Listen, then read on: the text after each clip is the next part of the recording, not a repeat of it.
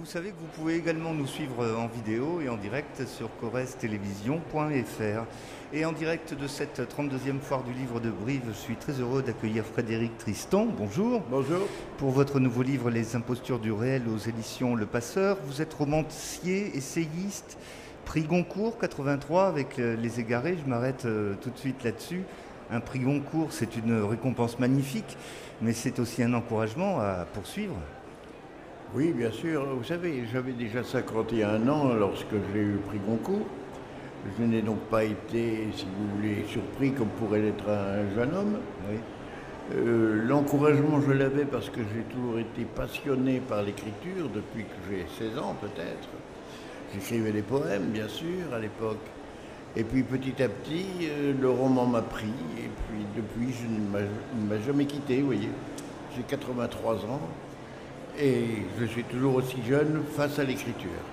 Alors vous faites partie de ceux que l'on nomme les grands écrivains de langue française, donc vous faites partie d'une certaine élite. Est-ce que vous vous adressez à une certaine élite aussi pour le lectorat? Non, pas spécialement. Je m'adresse à tous ceux qui ont la gentillesse de me lire. Oui. Je m'aperçois qu'il y a beaucoup de jeunes qui me rejoignent. Il y a aussi, il faut le dire, beaucoup d'auteurs qui, avec moi, forment une sorte de mouvement que nous appelons la nouvelle fiction. Et cette nouvelle fiction est en train aujourd'hui de prendre une certaine envergure auprès d'un public de plus en plus large. Je m'en réjouis parce que la littérature, certes, se fait à une personne. On est tout seul lorsqu'on écrit, mais aussi on fait partie de toute une société. Et il faut que l'on soit un reflet aussi de cette société.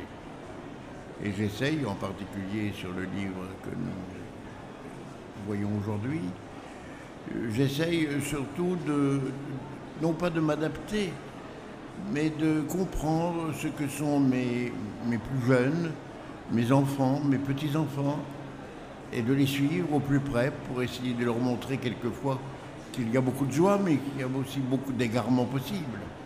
Alors on le voit à travers l'histoire de Paul que l'on suit durant plusieurs années. Il grandit près de Lyon, entre une mère qui ne l'aime pas, un père absent.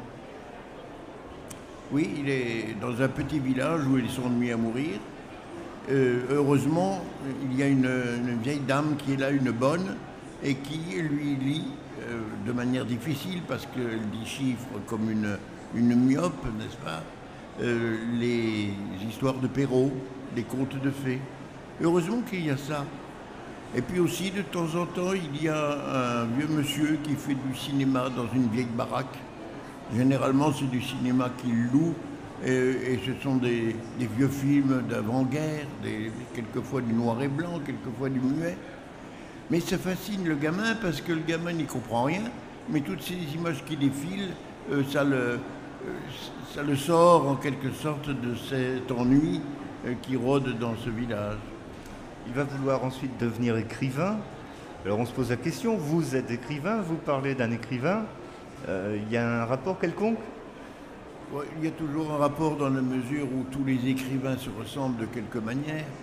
Vous savez, je crois souvent on dit qu'il y a plusieurs sortes d'écrivains. C'est vrai, bon, bien sûr. Il y a les romanciers, il y a des essayistes, il y a des gens de théâtre. Mais je crois que si on est un véritable écrivain, c'est qu'on ne peut pas faire autrement. Vous savez, on m'a souvent posé la question, mais pourquoi vous écrivez? Ben, je lui ai dit, j'en sais rien, c'est parce que c'est comme ça. Est-ce qu'on me demande si je respire? Pourquoi je respire?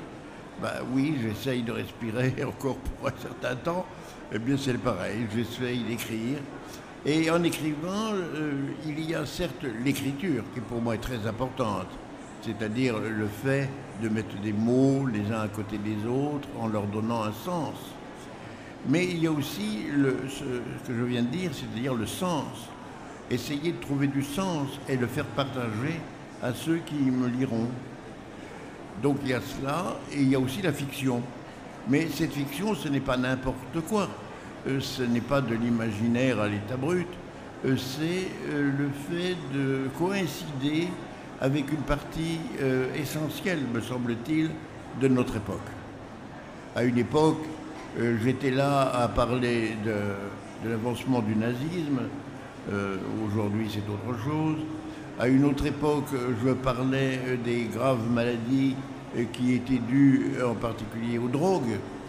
Et donc, vous voyez, je suivais un petit peu tous ces événements, souvent pénibles, pour montrer comment on pouvait s'en sortir, en quelque sorte. Donc j'avais toujours un personnage, et ça c'est le cas dans ce livre dont nous parlons, un personnage qui sombrait dans une addiction et qu'il s'agissait de faire sortir de là.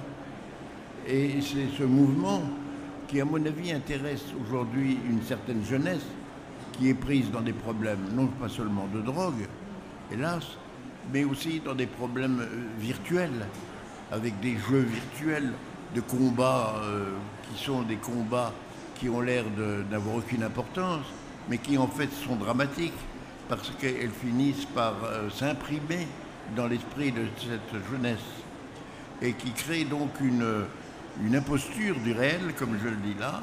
Ils croient vivre dans un réel, en vérité, ils vivent dans un monde totalement factice et qui les démonétise en quelque sorte. Ils ne sont plus comme ils devraient être, c'est-à-dire essayer de se comprendre eux-mêmes et de comprendre le monde, mais ils sont pris par des personnages de dimension, je dirais, onirique, mais un onirisme fâcheux. Merci beaucoup Frédéric Tristan, à retrouver sur le stand des éditions Le Passeur pour ce livre qui pose beaucoup de questions sur les impostures du réel. Merci beaucoup à vous, bonne foire du livre des Brides. Et merci à vous.